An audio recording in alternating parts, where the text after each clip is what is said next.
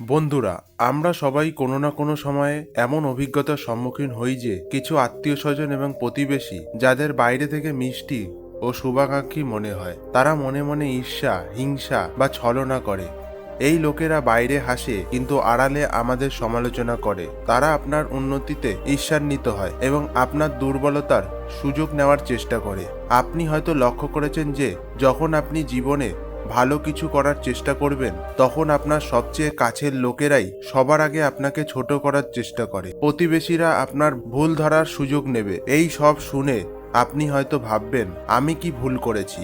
না বন্ধুরা, দোষটা আপনাদের নয়, বরং দোষটা সেই সব বিষাক্ত সম্পর্কের যেগুলো সাপের মতো আপনাদের চারপাশে ওত পেতে থাকে। কিন্তু চিন্তা করবেন না, আজ আমি চাণক্যের 10টি নীতি আপনাদের শেয়ার করব, যা আপনার এই ধূর্ত আত্মীয় স্বজন ও প্রতিবেশীদের থেকে রক্ষা করতে সাহায্য করবে। এই নীতিগুলি শুধু আপনাদের তাদের প্রভাব থেকে রক্ষা করবে তাই নয়, বরং আপনাদের এতটাই শক্তিশালী করে তুলবে যে তারা আপনাদের সামনে মাথা নত করতে বাধ্য হবে। তাহলে আর সময় নষ্ট না করে শুরু করা যাক। আর হ্যাঁ, যদি এই তথ্যগুলো আপনাদের ভালো লাগে তাহলে দয়া করে এটি আপনার আত্মীয় স্বজন বা প্রতিবেশীদের সাথে শেয়ার করুন, যাতে তারা জানতে পারে যে আপনি তাদের চালাকিকে ভয় পান না। এছাড়াও আপনি ভারতের কোন শহর থেকে দেখছেন কমেন্ট করে আমাদের জানাবেন, যাতে আপনি চাণক্যের আশীর্বাদ পেতে পারেন। কাকে বিশ্বাস করেন আর কার থেকে নিজেকে দূরে রাখবেন? আজকের ভিডিওতে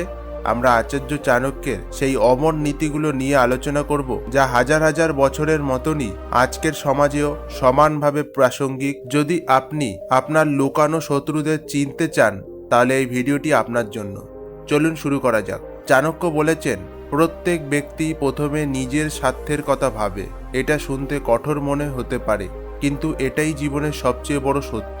আপনি কাউকে যতই ভালোবাসুন না কেন, তাদের যতই ত্যাগ স্বীকার করুন না কেন, যখন তাদের নিজেদের সুবিধার কথা আসে, তখন তারা আপনার কথা না ভেবেই নিজেদের কথাই ভাবে। এমনকি ভাই বোন এবং জীবন সঙ্গীরাও প্রায়শই নিজেদের স্বার্থের পেছনে সম্পর্কের চেতনাকে স্থান দেয়। ভাবুন তো, শুধুমাত্র রক্তের সম্পর্কই এত কিছু পরিবর্তন করতে পারে, তাহলে বাকি বিশ্বের কাছ থেকে আমরা কি আশা করতে পারি?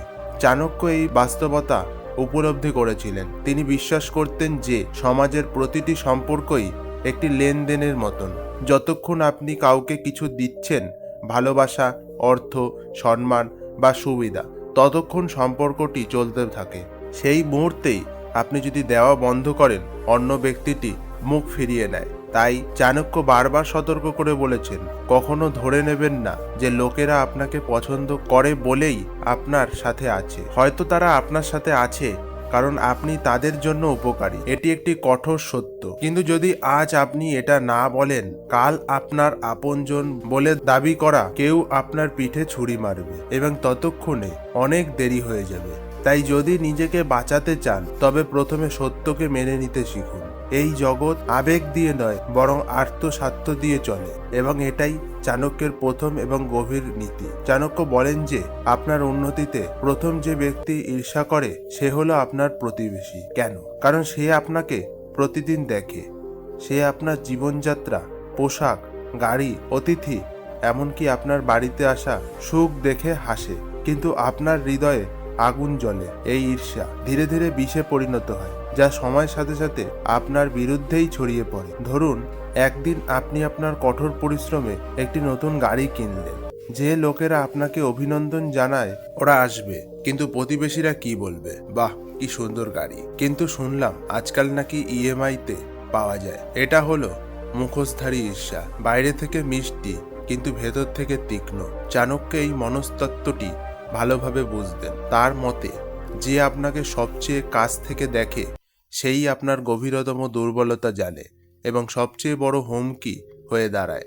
প্রতিবেশীরা সবকিছুর ওপর নজর রাখে। আপনার বাড়ি কবে রং করা হয়েছে, কে নতুন মোবাইল কিনলো, কোন আত্মীয় বেড়াতে আসছে, মনে মনে নাড়াচড়া করতে থাকে, তুলনা করে, ঈর্ষা করে এবং পতনের অপেক্ষায় থাকে। এই কারণেই চাণক্য উপদেশ দিয়েছিলেন, প্রতিবেশীর সঙ্গে দেখা করুন, মন খুলে কথা বলবেন না, হাসুন, কিন্তু আপনার গোপন কথা বলবেন না।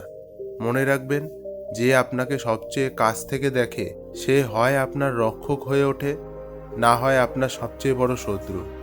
আপনি হয়তো শুনে থাকবেন যে রক্তের সম্পর্ক কখনো বিশ্বাসঘাতকতা করতে পারে, কিন্তু চাণক্য এর সঙ্গে সম্পূর্ণ দ্বিমত পোষণ করেছিলেন। তিনি বলতেন যে রক্তের সম্পর্ক ততক্ষণই টিকে থাকে যতক্ষণ স্বার্থ থাকে। আত্মীয়দের সবচেয়ে বড় গুণ হলো তার মিষ্টি কথা। তারা আপনার মুখের উপর প্রশংসা করবে, বাহ ভাই, কি উন্নতিই না করেছো, এটা সত্যি গর্বের বিষয়। কিন্তু সেই মুহূর্তে আপনি ঘুরে দাঁড়াবেন এবং সেই লোকেরা আপনার বিরুদ্ধে বিশ্বাসঘাতকতা শুরু করবে। হ্যাঁ, টাকা এসেছে, কিন্তু সাবধান, অহংকারও ঢুকে পড়েছে। চাণক্য বলেন যে আসার সময়ে বা প্রতিকূলতার সময়ে ভাই বোনেরা একসাথেই নাচে। প্রকৃত আত্মীয় তিনি, যিনি বিপদের সময় আপনার পাশে থাকে। বাকি সবাই কেবল নামমাত্র সম্পর্ক। আজকাল যখনই কোনো সম্পর্ক দেখা দেয়, আত্মীয়দের মধ্যে প্রথম যে কথাটি শোনা যায় তা হলো, আমার কোনো ধারণাই ছিল না, অথবা ইচ্ছা করে সাহায্য করতে পারতাম, কিন্তু আমি এখন বিপদে আছি। প্রায়শই এই সম্পর্কগুলো নিছক সামাজিক লোকজনের আচরণে পরিবর্তন হয়। সবাই বিয়ে, উৎসব আর অনুষ্ঠানে যোগ দেয়, কিন্তু যখন সাহায্যের প্রয়োজন হয় তখন ফোন তোলাটাও দুঃসাধ্য হয়ে মনে পড়ে। চাণক্য অনেক আগেই এই মানসিকতা উপলব্ধি করেছিলেন। তিনি বলেন যে সমাজে সম্পর্ককে ঐশ্বরিক মনে করা যায়, সেখানে সম্পর্কের নামেই সবচেয়ে বেশি বিশ্বাসঘাতকতা ঘটে। তাই সাবধান থাকুন। সব আত্মীয় আপনার আপন নয়, এবং সব চাচা ভাই প্রকৃত শুভাকাঙ্ক্ষী নয়। প্রায়শই সবচেয়ে বড় বিপদ আসে তাদের কাছ থেকে আপনার আপন বলে দাবি করে। চাণক্য বলেন যে আত্মনির্ভরশীলতা ব্যক্তিরই সবচেয়ে শক্তিশালী। যারা অন্যের দায় বেঁচে থাকে তারা সর্বদা অপমানিত হয়। আমরা প্রায়শই ভাবি যে যখন কোনো সংকট আসবে তখন কেউ না কেউ আমাদের পাশে থাকবে, একজন বন্ধু, একজন আত্মীয়, একজন প্রতিবেশী বা পরিবারের সদস্য। কিন্তু যখন আসল পরীক্ষা আসে তখন সত্য প্রকাশিত হয়, কেউই আসে না। সেই কারণেই চাণক্য নীতিতে এই মৌলিক নীতি রয়েছে: কারোর কাছ থেকে কোনো কিছু আশা করো না, কারণ প্রত্যাশা সবচেয়ে বেশি কষ্ট দেয়। জগৎ কেবল তাদেরই সম্মান করে যারা নিজেদের জন্য দাঁড়ায়। কিন্তু যদি তুমি বারবার সাহায্য চাও, লোকেরা তোমাকে বোঝা ভাবতে শুরু করবে। কিন্তু যদি তুমি নিজের লড়াই নিজেই লড়ো, সেই লোকেরাই তোমার প্রশংসা করবে।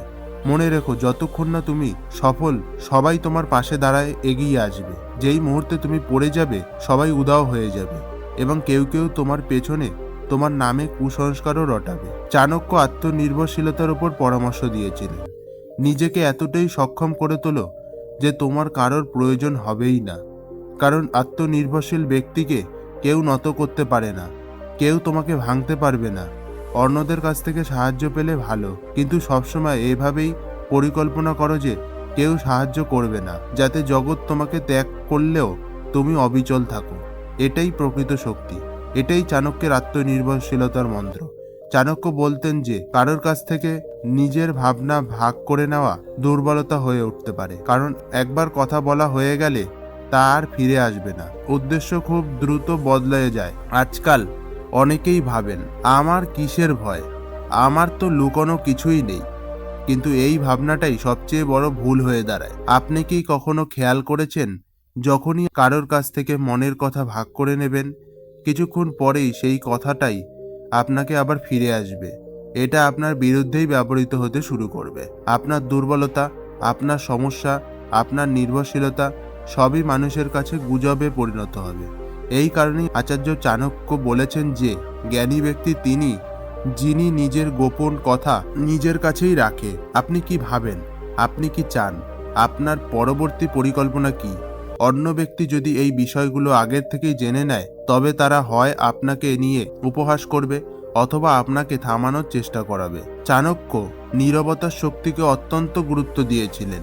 তিনি বিশ্বাস করতেন যে মানুষ যত কম কথা বলবে ততই সে সুরক্ষিত থাকবে, কারণ এই দুনিয়ায় কথার মারপ্যাচ আবেগকে চূর্ণ বিচূর্ণ করে এবং বিশ্বাসকে ব্যবসা হিসেবে দেখা যায়। তাই নিজের আবেগ নিয়ন্ত্রণ করতে শিখুন। সবাইকে সবকিছু বলার কোনো প্রয়োজন নেই। কিছু বিষয় নিজের কাছেই গোপন রাখুন, কারণ সব হাসি মুখই আপনার জন্য সত্যিই মঙ্গলজনক নয়। চাণক্য বলেছেন, সময়ই হলো চূড়ান্ত পরীক্ষা। এটি প্রকাশ করে দেয় যে সত্যিই আপনার কেউ আছে। জীবনের অনেক সম্পর্ক বাইরে থেকে মজবুত মনে হলেও ভিতরটা ফাঁপা। আপনি আপনার চারপাশে এমন অনেককে দেখতে পাবেন যারা আপনার সাথে হাসে, আপনাদের সাথে খাবার ভাগ করে নেয় না এবং আপনার কুশল জানতে চায়, কিন্তু তারা কি আপনার দুঃখের সময় সত্যিই আপনাকে সমর্থন করে? চাণক্য এই গভীর কথায় বলেছেন, যখন আপনার কিছুই থাকে না তখন আপনার যা কিছু আছে তাই আপনার। যতক্ষণ আপনার অর্থ, ক্ষমতা এবং প্রতিপত্তি থাকে ততক্ষণ নকল সম্পর্ক খাঁটি বলে মনে হয়, কিন্তু যখন দুঃসময় আসে তখন মুখোশ খসে পড়তে শুরু করে এবং আসল চেহারা প্রকাশ পায়। আপনার অসুস্থতায় কে আপনাকে সমর্থন করে? বিপদে পড়লে কে আপনাকে ফোন করে? আপনি না চাইলে কে সাহায্য করবে? এটাই হলো সত্যিকারের সম্পর্কের বৈশিষ্ট্য। বাকিরা হলো কেবল আনুষ্ঠানিক পালনকারী, যা ছবি তুলবে, মিষ্টি খাবে এবং আপনার পেছনে কানাঘুষ করবে। চাণক্য বারবার সতর্ক করে দিয়েছেন, সম্পর্ক রক্তের দান নয়, আচরণের দ্বার হয়ে ওঠে এবং প্রকৃত আচরণ কেবল সময়ের সাথে সাথেই প্রকাশিত হয়। তাই কাউকে অন্ধভাবে বিশ্বাস করবেন না। সম্পর্ককে সময় দিন, পরীক্ষা করুন এবং যাচাই করুন, কারণ যদি আপনি অপরিণত বয়সে প্রেমে পড়েন তবে তারা পরবর্তী হৃদয় ভঙ্গকারী হয়ে উঠবে। চাণক্যের নীতিগুলি কেবল প্রায়শই নয়, জীবনের প্রতিটি সংগ্রামে জয়ী হওয়ার একটি কৌশলের বটে। যখন আত্মীয় স্বজন, প্রতিবেশী এবং বন্ধুরা কখনো কখনো আপনার আপনজন থাকে না, তার মানে এই নয় যে আপনি একা। চাণক্য বলেন যে প্রজ্ঞা, সতর্কতা এবং আত্মনির্ভরশীলতার সাথে আপনি প্রতিটি প্রতিকূলতার মোকাবিলা করতে পারেন, প্রথম পদক্ষেপ হলো নিজেকে বিশ্বাস করুন। আপনাকে অবশ্যই নিজের শক্তি চিনতে হবে এবং নিজের পদক্ষেপকে আরো শক্তিশালী করে তুলতে হবে। অন্যের প্রত্যাশা এবং বিশ্বাসের উপর নির্ভর না করে নিজের কঠোর পরিশ্রম এবং বুদ্ধিমত্তার উপর নির্ভরশীল করুন। এতে কোনো সন্দেহ নেই যে একা হাঁটা কঠিন, কিন্তু এটিই আপনার সবচেয়ে বড় শক্তি হয়ে উঠবে। দ্বিতীয়ত, নিজের চিন্তাভাবনা খেয়ালখুশিভাবে কারোর সাথে ভাগ করে নেবেন না। চাণক্য বলেছেন, গভীরতা এবং রহস্য সুরক্ষিত রাখা উচিত, তবেই আপনি নিরাপদ থাকবেন। তাই আপনার পরিকল্পনা, আপনার লক্ষ্য এবং আপনার দুর্বলতাগুলো নিজের কাছেই রাখুন। তৃতীয়, সতর্কতার সাথে সম্পর্ক গড়ে তুলুন। বাইরে সবাইকে বিশ্বাস করবেন না। সময় এবং আচরণের মাধ্যমে সম্পর্ক পরীক্ষা করুন। যে আপনার কঠিন সময়ে পাশে থাকবে সেই আপনার আপন, বাকিরা কেবল নামেই আপন। চতুর্থত এবং সবচেয়ে গুরুত্বপূর্ণ, আত্মনির্ভরশীল হন। অন্যদের কাছ থেকে সাহায্য আশা করা বন্ধ করুন। নিজের পায়ে দাঁড়ানোর অভ্যাস করুন। চাণক্য বলেছেন, যে নিজেকে রক্ষা করতে পারে সেই প্রকৃত বিজয়ী। পরিশেষে মনে রাখবেন যে এই পৃথিবীতে সবাই স্বার্থের উপর নির্ভরশীল, কিন্তু আপনি আপনার স্বার্থপরতাকে নিয়ন্ত্রণ করতে পারেন। চাণক্যের নীতিগুলো গ্রহণ করে আপনি নিজেকে শক্তিশালী, জ্ঞানী এবং সফল করে তুলতে পারেন। তাই নিজেকে বিবেচনা করুন, আপনি কি এখনো এই সম্পর্কগুলোকে বিশ্বাস করেন যারা কেবল প্রয়োজনের সময়ই আপনাকে মনে রাখে? আপনি কি এখনো সেই সব প্রতিবেশী এবং আত্মীয়দের আপন বলে মনে করেন যারা আপনার কষ্টের সময় অনুপস্থিত কিন্তু আপনার সাফল্যে ঈর্ষান্বিত? এখনো নীরবতা ভাঙার সময় নয়, এই নীরবতা জ্ঞানী হওয়ার সময়। চাণক্য বলেছেন, কথা দিয়ে নয়, কৌশল দিয়ে সারাদিন, আবেগ দিয়ে নয়, প্রজ্ঞা দিয়ে কাজ করুন। পৃথিবী পরিবর্তন করা কঠিন, কিন্তু নিজেকে শক্তিশালী করা আপনার হাতেই রয়েছে। আপনার সিদ্ধান্তে অবিচল থাকুন, নিজের পথ নিজেই বেছে নিন, এমনকি যদি তা একাকীয় পথ হয়। মনে রাখবেন, যিনি ভিন্নভাবে চিন্তা করেন তিনি ইতিহাস তৈরি করেন। আজকের কথাগুলো যদি আপনার হৃদয় ছুঁয়ে যায় এবং নিজের কাছে প্রতিজ্ঞা করুন যে আমি এখন থেকেই শুধু তাদেরই নয়, নিজেকেও বিশ্বাস করব। বন্ধুরা, চাণক্যের এই নীতিগুলো শেখায় যে আত্মীয় স্বজন ও প্রতিবেশীদের বিষাক্ত আচরণ এড়ানোর জন্য সতর্কতা, আত্মবিশ্বাস এবং প্রজ্ঞা অপরিহার্য। আপনার ব্যক্তিগত জীবনকে সুরক্ষিত রাখুন, নিজের শক্তির উপর বিশ্বাস রাখুন এবং যারা আপনার বিরুদ্ধে বিষ ছড়ায় তাদের কাছ থেকে নিজেকে দূরে রাখুন। এই তথ্যটি যদি আপনার ভালো লেগে থাকে তবে অনুগ্রহ করে এটি শেয়ার করুন এবং কমেন্টে জানান কোথা থেকে এই ভিডিওটি দেখছেন। হ্যাপিনেস উইথ অভিজিৎ চ্যানেলকে অবশ্যই সাবস্ক্রাইব করে রাখুন, যাতে পরবর্তী ভিডিওগুলো সবার আগে আপনার সামনে এসে উপস্থিত হয়। চাণক্যের আশীর্বাদ আপনার সাথে আছে। সবাই ভালো থাকুন। ধন্যবাদ।